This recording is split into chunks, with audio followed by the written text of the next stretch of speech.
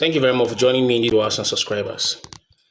Now, different security agencies in Nigeria have unraveled or uncovered a plot from different northern political figures to pay violent militia organizations to carry out a very violent and volatile revolution against Bola Ahmed Tinubu. Now, popular names that have popped up among these many politicians from the northern part of the country who are organizing this revolution against the government of Bola Ahmed Tinubu are the Zamfara State Governor Dauda Lawal. According to the reports from the security agencies, they say he is the one that is funding the whole plan. And Kabiru Marafa, Senator Kabiru Marafa, everybody knows Marafa. We talked about him 3 days ago. This man was the campaign coordinator of Tinubu Shetima's campaign organization in Zamfara State. And after the election, I believe that his grudge against Bola Ahmed Tinubu is the fact that he was not compensated with any political appointment.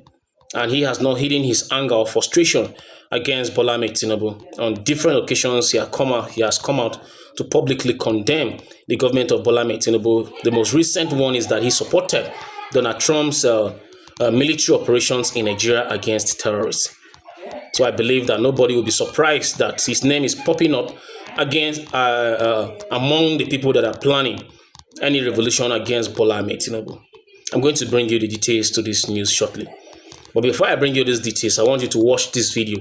This video is a pastor coming out to call out Pastor Tunde Bakare being hypocritical on judging national matters, most especially his different stance in accusing different presidents regarding their failure and the way they have run the administration. Just watch this video, and after this video, we'll come back and we'll talk about it. When Jonathan was the president, a pastor like Pastor Tunde Bakare, he will lead millions of Nigeria, save Nigerian soul.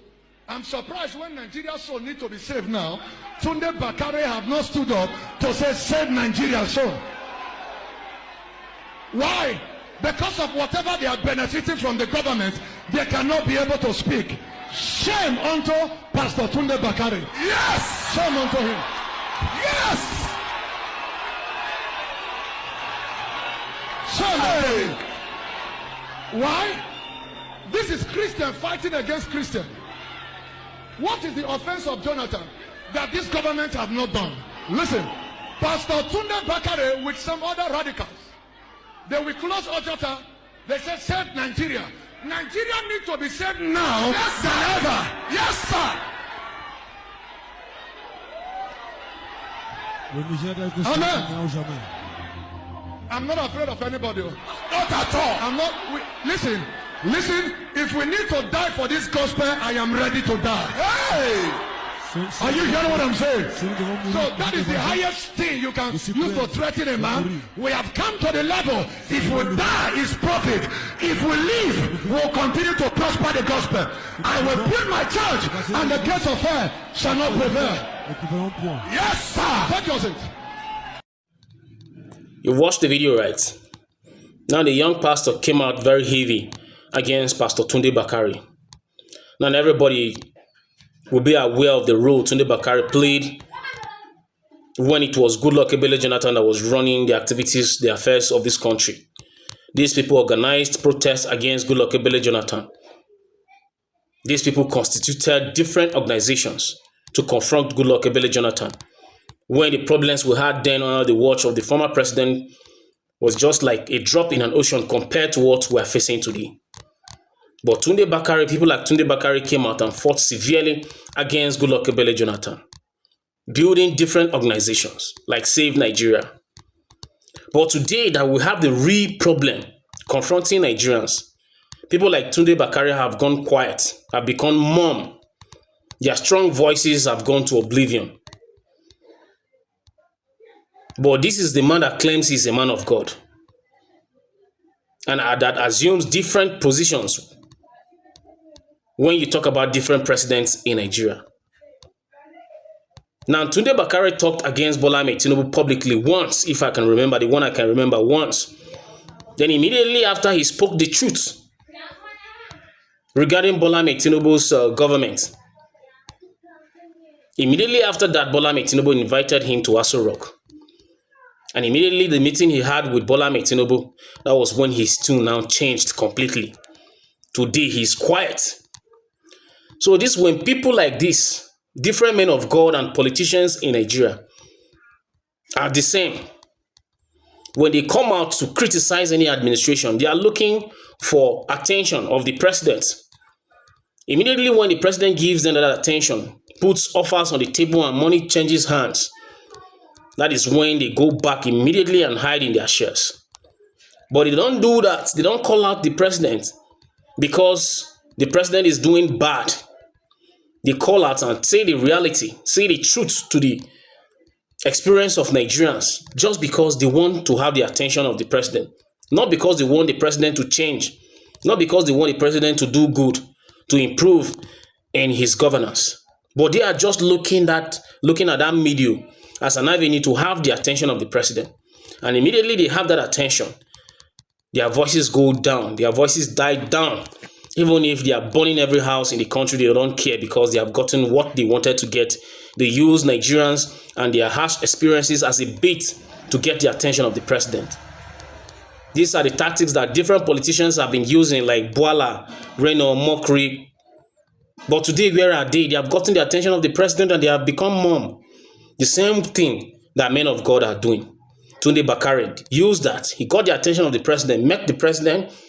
Only him and the president knows whatever deed they had. And immediately after that time, Bakare had refused to say anything, as if nothing is happening in Nigeria. But this was a consistent voice in criticizing former President Goodluck Ebele Jonathan, when nothing was happening in the country then compared to what is happening in the country now. Now let's get back to my first story. Let me bring you the details of this plan by top northern political figures to pay violent militia organizations to carry out a violent revolution against Bola Ahmed Tinubu's government. Just listen to these details, and after this, we'll come back and wrap up this update. Security agencies uncover plot to stage protests against President Tinubu. NSA Ribadu. Nigerian security agencies have reportedly uncovered a plan by some opposition politicians to organize protests in Sokoto and other northern states against President Bola Tinubu and National Security Advisor Nuhu Ribadu. Fresh intelligence reports made available to journalists on Friday show that former Senator Kabiru Marafa is the main arrowhead of the plot. The group is allegedly working to discredit the NSA, Nuhu Ribadu, and the Minister of State for Defense, Bello Matawalle, by falsely linking them to bandit groups and using a Sokoto-based militia to trigger violent protests. Sources say the Zamfara state government, led by Governor Dauda Lawal, is strongly backing the plan and providing funding, determined to point the federal security team as incompetent and force the removal of both Ribadu and Matawalle. You've heard it right. Now, these individuals are coming against Nuhu Ribadu and Bello Matawalle directly. That they don't want Bello Matawalle for the sake of the country. That is how they always come, claiming they are putting the country first.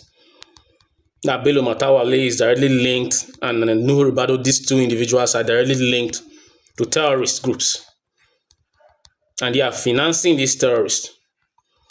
So they shouldn't remain in Bola Ahmed Tinubu's government. Talk more of holding key positions in departments or agencies that are responsible for the protection of lives and properties of Nigerians. But one laughable part of this story is that do we really need anybody to expose Nuhu Ribadu or Matawalle of having direct links to terrorist organizations? No. The evidence that are on the table for Nigerians, that have been on the table for a very long time, has shown clearly, undeniably clear evidence that Matawalle is directly linked to terrorists. Is it not recently that a Muslim cleric from the northern part of the country came out and accused Bello Matawalle? He was very vulgar with his statement.